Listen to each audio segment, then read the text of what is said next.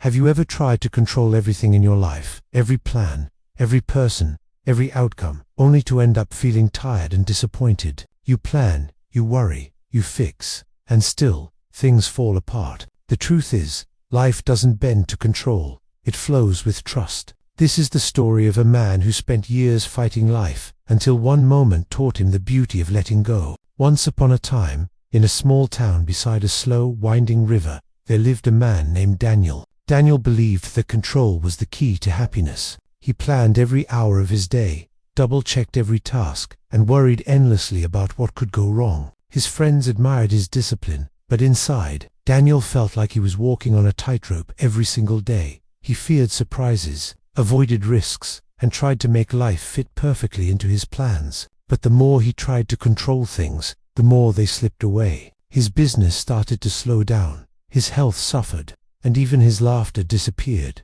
One evening, while fixing a chair that didn't really need fixing, Daniel's old neighbor, Mrs. Clara, stopped by. Watching him work, she smiled and said, "You remind me of someone trying to hold water in their hands. The tighter you grip, the faster it escapes." Daniel looked at his trembling hands and sighed. Deep down, he knew she was right, but he didn't know how to stop. Control had become his habit, his safety. Yet that night, something in her words stayed with him, like a whisper he couldn't ignore. The next morning, Daniel woke up, feeling heavier than usual. The sky was cloudy, and so was his mind. As he walked to his shop, he noticed people laughing at a nearby cafe. Their joy felt effortless, while his felt like work. He wondered, why does peace come so easily to others but not to me? Later that day, a delivery was delayed, a customer complained, and his plans fell apart one by one. By noon, Daniel's chest tightened with frustration. He stormed out of the shop and wandered toward the river,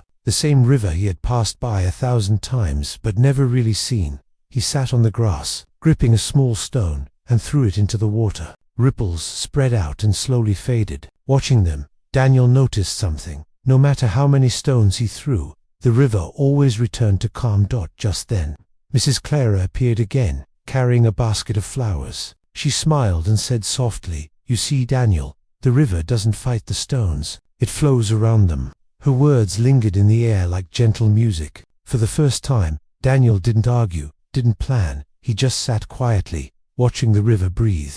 From that day, Daniel began visiting the river every morning before opening his shop. At first, his mind refused to slow down. He'd sit by the water, but thoughts rushed in, about money, time, mistakes, and the endless list of things that could go wrong. Yet, each morning, he stayed a little longer. He watched the ripples, listened to the birds, and noticed how the river never stopped moving, yet never lost its peace. Slowly, something within him started to shift. The constant pressure to control began to loosen its grip.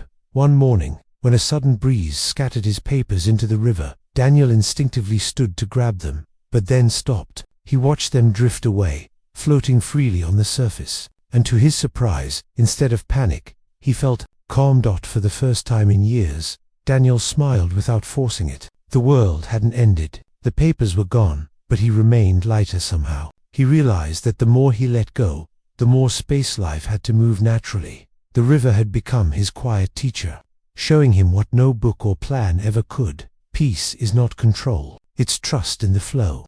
Weeks passed, and people began to notice a change in Daniel. He no longer rushed through his days or panicked when things went wrong. When a customer complained, he listened patiently. When deliveries were late, he smiled and said, "It'll come when it's meant to." His employees whispered, wondering what had happened to the once restless man. Inside, Daniel felt a peace he had never known before. He started enjoying the little things, the smell of fresh wood, the warmth of morning light, the laughter of children outside his shop. Life hadn't become easier, but it had become lighter. One afternoon, a young worker in his shop broke an expensive chair by accident. The boy froze, expecting Daniel to shout, but Daniel just chuckled softly and said, "It's only wood, my friend. We can fix it." The boy stared in disbelief, then smiled. In that moment, Daniel realized how much he had changed. He had once lived in fear of imperfection, but now he saw beauty even in mistakes. The river had taught him well, when you stop fighting life, you begin to live it. And sometimes, letting things fall apart is how peace quietly finds its way in.